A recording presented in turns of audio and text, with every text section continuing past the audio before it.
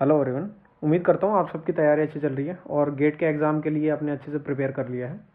आज जो हम जॉब नोटिफिकेशन लेके आए हैं वो एनटीपीसी से रिलेटेड लेके आए हैं।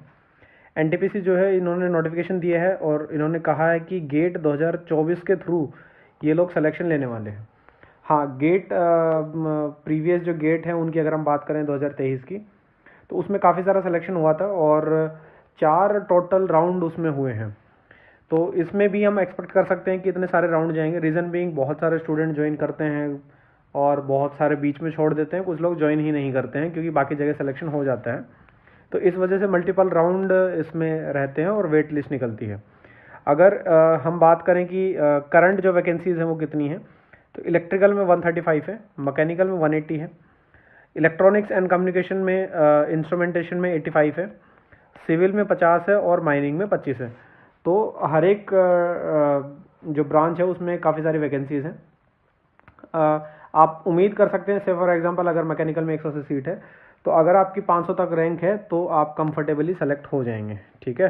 क्वालिफिकेशन के लिए इनको केवल बैचलर डिग्री चाहिए, जिसमें 65% आपको नीड रहेगी अगर आप जनरल कैंडिडेट हैं, है ना, और जनरल है या ओबीसी हैं। 55% की नीड है अगर आप एससी एसटी या पीडब्ल्यूडी कैंडिडेट से बिलोंग करते हैं। ठीक है। और इसमें केवल गेट 2024 का ही स्कोर कार्ड चलेगा, बाकी कोई नहीं चलेगा। डिसिप्लिन का अगर हम बात करें तो इलेक्ट्रिकल इंजीनियरिंग का मतलब है इलेक्ट्रिकल हो, इलेक्ट्रिकल एंड इलेक्ट्रॉनिक्स हो, इलेक्ट्रिकल इंस्ट्रूमेंटेशन एंड कंट्रोल हो, power system and high voltage हो, ये सारे आपके दिए हुए हैं। सिमिलरली मैकेनिकल में काफ़ी सारे बच्चों को डाउट रहता है, तो इसमें मैकेनिकल हो, प्रोडक्शन वाला भी भर सकता है, इंडस्ट्रियल इंजीनियरिंग वाला भर सकता है, प्रोडक्शन एंड इंडस्ट्रियल वाला भर सकता है, थर्मल मैकेनिकल एंड ऑटोमेशन वाला भी भर सकता है और पावर इंजीनियरिंग वाला भर सकता है। इसका मतलब बहुत सारे वाइड रेंज इन्होंने कवर किया है। ठीक है। जैसे कि सिविल में इन्होंने सिविल इंजीनियरिंग है तो भी आप भर सकते हैं, कंस्ट्रक्शन इंजीनियरिंग है तो भी आप भर सकते हैं। ठीक है। हाँ, एज लिमिट की अगर हम बात करें 27 साल इसका अपर एज लिमिट रहेगा और जो रिलैक्सेशन है वो जो गवर्नमेंट की गाइडलाइंस है उसके हिसाब से होगा। इसका मतलब ये है कि आपका जो SC ST है उनको 5 साल का मिल जाएगा, OBC को 3 साल का मिल जाएगा, PWBD को 10 साल का रिलैक्सेशन मिल जाता है। सिलेक्शन प्रोसेस की अगर हम बात करें तो आपका जो गेट 2024 का स्कोर कार्ड रहेगा उसके बेसिस पे ही आपका शॉर्ट लिस्टिंग किया जाएगा। ठीक है। आपका 2024 का वेरिफिकेशन होगा और फर्दर इन्होंने बोला कि further the candidate will be extended offer of appointment. ठीक है। इसका मतलब ये है कि आपका इसमें कोई GD इंटरव्यू वगैरह नहीं है, केवल आपका डॉक्यूमेंट वेरीफाई किए जाएंगे और आपको सिलेक्शन का ऑफर दे दिया जाएगा। ठीक है। इसको हम स्किप करेंगे कि आपने गेट का अगर इन ब्रांच से आप भरना चाह रहे हैं तो आपका गेट में कोड क्या होना चाहिए, और ये आपके कॉरस्पॉन्डिंग जो ब्रांचेज है जो हम ऑलरेडी डिस्कस कर चुके हैं। ठीक है। प्रोजेक्टेड वैकेंसीज की अगर हम बात करें तो हम ऑलरेडी देख चुके हैं कि इलेक्ट्रिकल में 135 है, मैकेनिकल में 180 है, इलेक्ट्रॉनिक्स एंड इंस्ट्रूमेंटेशन में 85 है, सिविल में 50 है और माइनिंग में 25 है। कैटेगरी वाइज अगर आपको देख रहे हैं तो आप इस चीज़ का स्क्रीनशॉट ले लेंगे और आप अपने कैटेगरी वाइज देख सकते हैं। ठीक है। हाँ, पे स्केल की अगर हम बात करें तो इनका जो पे स्केल है वो 40,000 का रहेगा। इसमें कन्फ्यूजन ना हो कि 40,000 टू 1,40,000 है। आपका जो बेसिक है वो 40,000 रहेगा। ठीक है। आपका जो बेसिक है उसी पे ही आपको सारे अलाउंसेस मिलते हैं। जो बेसिक है उसी का परसेंटेज में आपको डियरनेस अलाउंस मिलेगा। बेसिक है उसी के बेसिस पे आपको HRA मिलता है। बेसिक है उसी के बेसिस पे ही आपने बहुत सारे अलाउंसेस जितने हैं उस पर मिलते हैं ना।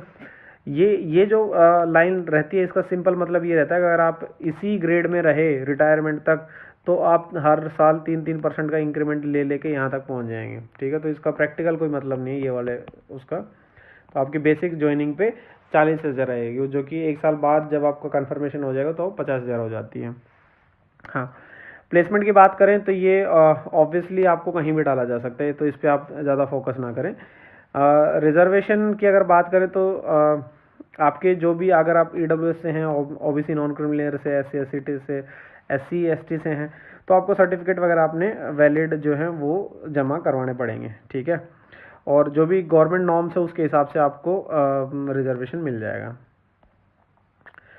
फर्दर इसमें और इम्पोर्टेंट आइटम देखते हैं। हाँ, सबसे इम्पोर्टेंट है सर्विस बॉन्ड।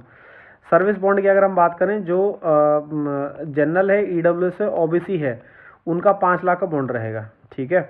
और 2.5 लाख रहेगा एससी एसटी और पीडब्ल्यूडी कैंडिडेट के लिए, जो कि रहेगा 3 साल के लिए after successful completion of 1 ear training, मतलब टोटल 4 साल का हो गया। अगर आपने 1 साल ट्रेनिंग प्लस 3 साल का बॉन्ड, इससे पहले अगर आपने छोड़ा तो आपको 5 लाख रुपए देने पड़ जाएंगे।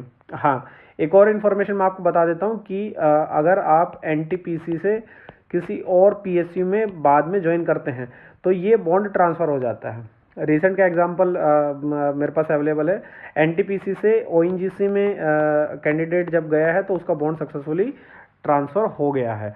हालांकि इसमें बहुत सारा कोऑर्डिनेशन करना पड़ता है, ओएनजीसी से परमिशन लेनी पड़ती है, एनटीपीसी के थ्रू मेल्स करवाने पड़ते हैं, फिर ओएनजीसी में जाके फिर आपको बॉन्ड साइन करना पड़ता है, फ्रेश बॉन्ड लगाना पड़ता है, फिर ओएनजीसी से मेल जाएगा। मतलब बहुत सारा कम्युनिकेशन कंटिन्यूसली इनके बीच में आपको चेजअप करके करवाना पड़ता है, बट हाँ, ट्रांसफ़र हो जाता है। चलिए, हेल्थ का देखें तो आपका जो मेडिकल टेस्ट तो हो गई, और फर्दर सिलेक्शन के बाद आप मेडिकली कवर्ड रहेंगे। हाउ टू अप्लाई में ये मुझे लगता नहीं कि बहुत ज़्यादा इंपॉर्टेंट इसमें कुछ है। आप इनकी वेबसाइट पे जाएंगे, और ऑफिशियल जो वेबसाइट ऑफ कोर्स उसी पे जाएंगे, और इस वेबसाइट पर करियर सेक्शन में जाएंगे तो आपको सारी डिटेल जो प्रोसेस है वो आप कंप्लीट करते चले जाएंगे। आज के टाइम में आपको ऑफलाइन कहीं जाने की नीड नहीं है, ऑनलाइन के बहुत सारे ऑप्शंस आपको मिल जाते हैं पेमेंट वगैरह से रिलेटेड, ठीक है। हाँ, इंपॉर्टेंट डेट की अगर हम बात कर लें, ऑनलाइन एप्लीकेशन आपका 30 जनवरी से चालू हो गया है, और last date of online application है 13 फरवरी, ठीक है। तो आप लोग अच्छे से तैयारी करें। जो एग्ज़ाम की गेट की तैयारी आप कर रहे हैं वो आपका 2-4 दिन में एग्ज़ाम होने वाला है।